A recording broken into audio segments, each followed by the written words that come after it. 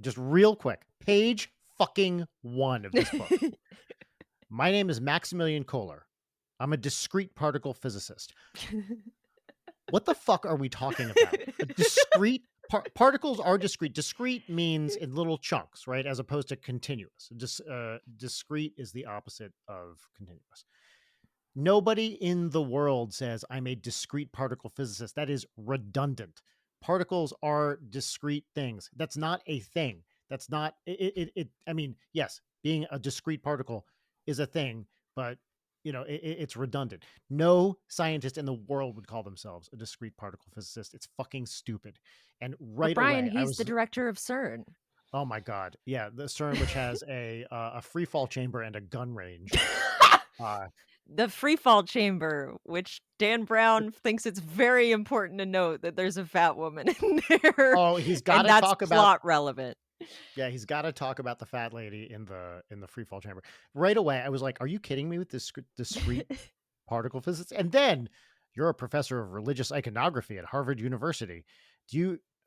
What I fucking symbology? I hate the talk of symbology as if it's a real thing. Look, it might. By the way, the shit that we're saying might be wrong, but please, I'm going to say something Dan Brown has never said. Please fact check us.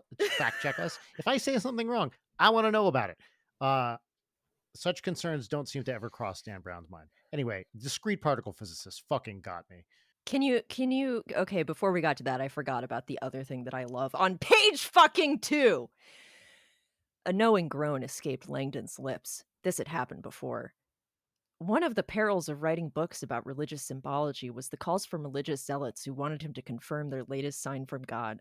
Last month, a stripper from Oklahoma had promised Langdon the best sex of his life if he would fly down and verify the authenticity of a cruciform that had magically appeared on her bedsheets. The Shroud of Tulsa, Langdon had called it. Yeah, I This is underlined. going Look, to there we be go. Best sex of his life, right there. There it is. This is going to be the first of almost every 5 pages that Dan Brown talks about how much everyone badly wants to fuck Robert Langdon, who is totally Everybody. not Dan Brown's self-insert at all. Please don't flip to the back and look at the author photo after reading the Oh my description of god. Robert Langdon, which we will now proceed to read. Yeah. Okay. There he is. Because I think this is the same passage that I drew a line.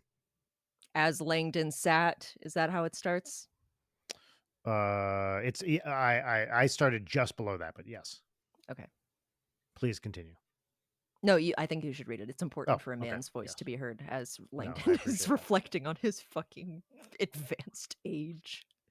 As Langdon sat on his brass Maharishi's chest and savored the warmth of the chocolate, the bay window caught his reflection. The image was distorted and pale, like a ghost. An aging ghost, he thought, cruelly reminded. It's the fucking dumbest thing I've ever read. An aging ghost? An aging ghost. Cruelly reminded that his youthful spirit was living in a mortal shell. How old is he supposed to be here, by the way? Oh, it's about to say. It's about to say. Okay. Yes. Although not overly handsome in a classical sense, the 40-year-old Langdon. Wait, it says 45-year-old for me. Does it say Oh, 40-year-old? mine says 40. Yeah, it does. Look. You can't see shit here, but I to can't be see shit fair, here. I'm reading a pirated copy that has That's some crazy. iffy Okay. interesting. Either way, 40 or Okay, 45. 40. Hello? Old? You're an aging yeah, like also in academic circles, that is like fully mid-career. Like that is not old anyway. He feels so weird about being old that like that dream of, "Oh, Robert, I knew I should have married a younger man," comes back. This guy's 8 years younger than I am. I fucking hate him. The 40-year-old Langdon had what his female colleagues referred to as an erudite appeal. Wisps of gray in his thick brown hair, probing blue eyes.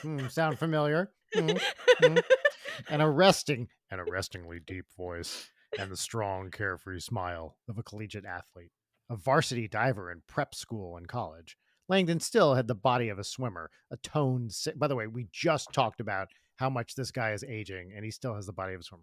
A toned 6-foot physique that he vigilantly maintained with 50 laps a day in the university pool. Langdon's friends had always viewed him as a bit of an enigma, a man caught between centuries. On weekends, he could be seen lounging on the quad in blue jeans, discussing computer graphics. or religious history with students. Other times, he could be spotted in his Harris tweed and paisley vest, photographed in the pages of upscale art magazines at upscale art magazines at museum openings where he had been asked to lecture. Although a tough I'm not gonna read this next part.